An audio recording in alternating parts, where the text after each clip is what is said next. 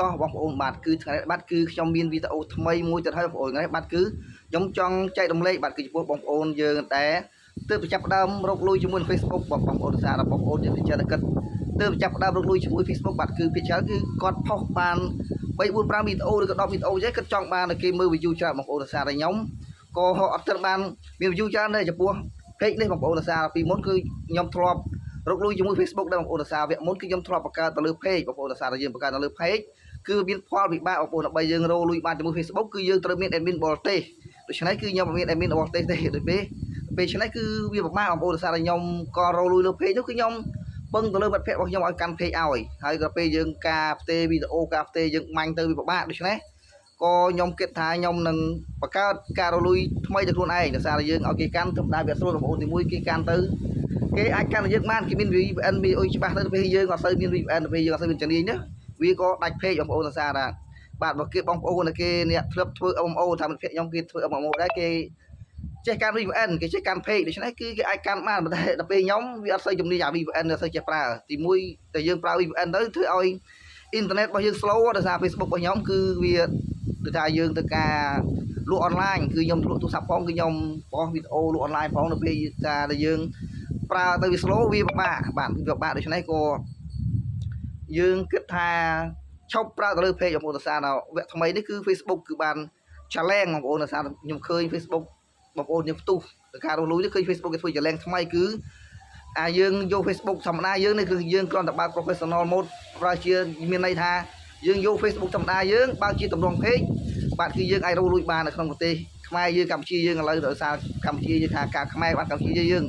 ឥឡូវបាទគឺវាអាចរកលុយបានដោយសារយើងគ្រាន់តែបើក professional mode មក Facebook ធម្មតាយើងអាចរកលុយបានដោយសារ Facebook វាតម្លាក់ challenge 300k view ផងដែរបាទតោះថ្ងៃនេះយើងនិយាយទៅវាឧបការបាទថ្ងៃនេះគឺគោលការណ៍ធំរបស់យើងគឺយើងចង់និយាយប្រាប់បងប្អូនដែលដៃថ្មីបាទដែលគិតផុសថាគិតថាខ្ញុំទេដើម្បីតែ Facebook ខ្ញុំនេះក៏អត់សូវមាន view អត់សូវមាន follow ច្រើនដែរគ្រាន់តែថា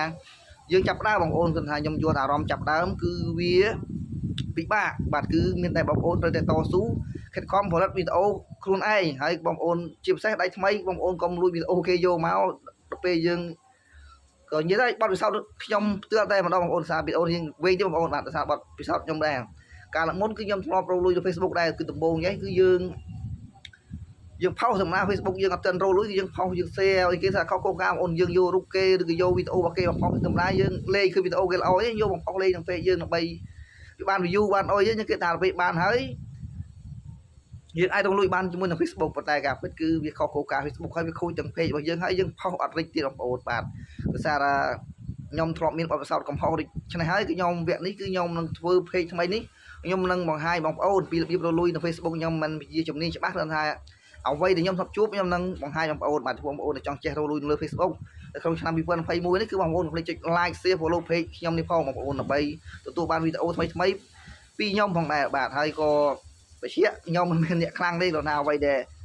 ចេះគឺខ្ញុំនឹងចែករំលែកទៅបងប្អូនមកដែរបាទតោះឥឡូវវានិយាយវិញឆ្ងាយទៅចិត្តទៅហួសទៅលើគោលការណ៍របស់យើងថ្ងៃនេះផងដែរបាទគឺថ្ងៃនេះគឺគ្រាន់តែបញ្ជាក់បងប្អូនចំពោះបងប្អូនដែរចង់រកលុយ YouTube ឲ្យចំ YouTube បងរកលុយជាមួយ Facebook ដៃថ្មីគឺបងប្អូនត្រូវតែផលិតវីដេអូ original ខ្លួនឯងហើយត្រូវចាប់ដើមបង្កើត page ឬក៏ professional mode ខ្លួនឯងហើយយើងអនុវត្តចង់និយាយថាយើងធ្វើវីដេអូល្អដូចខ្ញុំ page ខ្ញុំនោះគឺថាវាមិនល្អទេគឺយើងមិនបានល្អក៏កាត់ទុក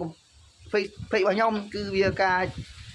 រៀបចំ page យើងត្រូវរៀបចំ page រៀបចំវីដេអូបានគឺមួយដំណាក់កាលបង្កើតឲ្យស្អាតហើយវីដេអូយើងត្រូវមានផលប្រយោជន៍មានវីដេអូមើលទៅអត់ដឹងណាស់ដូចខ្ញុំនិយាយមួយវីដេអូមួយទៅវីដេអូមួយទេត្រូវ